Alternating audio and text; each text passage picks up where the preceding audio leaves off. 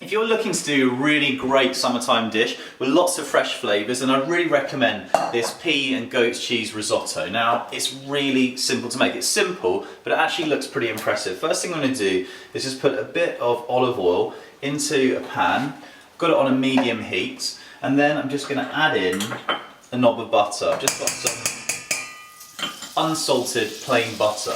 Now, I just want to melt that down before I add my rice in. Now what I've got here is obviously some risotto rice. It's arborio rice, which is a really good one to use for this dish. And simply just add it into the pan.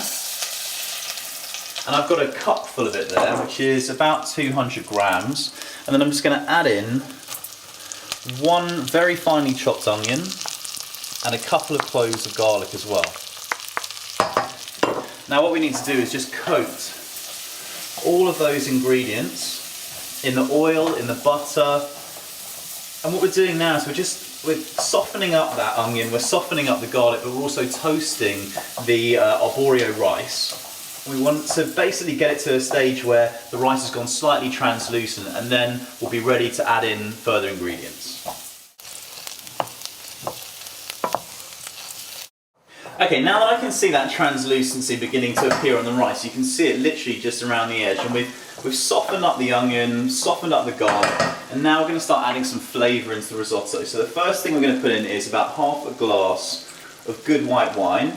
Just want to bubble off the alcohol first, and then once that's done, which should take about literally 15 seconds, we're going to start adding in some of our vegetable stock. Now, if ever a dish needed some love and attention, it's a risotto. So what you need to do is just add a couple of ladles of your vegetable stock straight into the pan, and then we're going to start to really massage those grains of rice.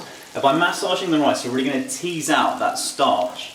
And believe me, this love and attention, as with any love and attention, is going to yield results, because it's going to make your risotto really rich and really creamy. So 15 minutes of your time, don't leave the stove, keep going, because you don't want it to stick to the bottom of the pan. That's going to give you a really rich velvety texture. Now what you need to do is keep cooking it, and when the stock level reduces, then just keep adding a bit in, but it should take about 15 minutes, about 5 layers of stock, and you're done.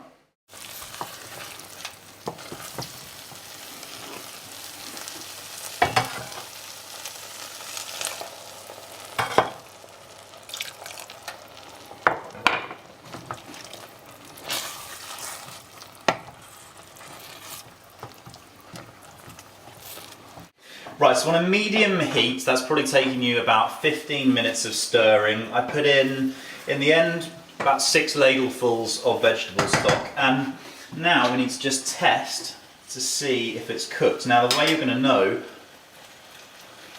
if it's cooked or not is because it's soft on the outside, it retains a little bit of crunch in the middle, a little bit al dente. That is absolutely perfect. Now, next thing I'm going to do is just the finishing touches,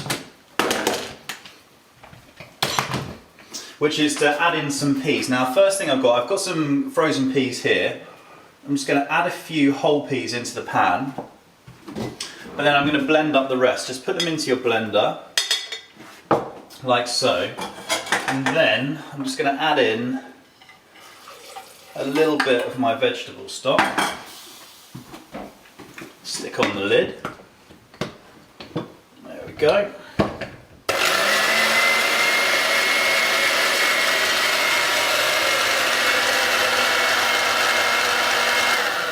Done. And you've got this really, really beautiful green colour. Now come check this out. I'm just going to pour that in with the whole peas there. Just pour that on top, like so. And then just give it a stir.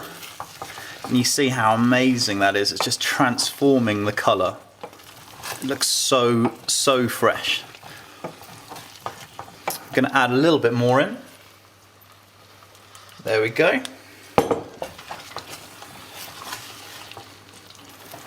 Just keep on massaging it, keep it on that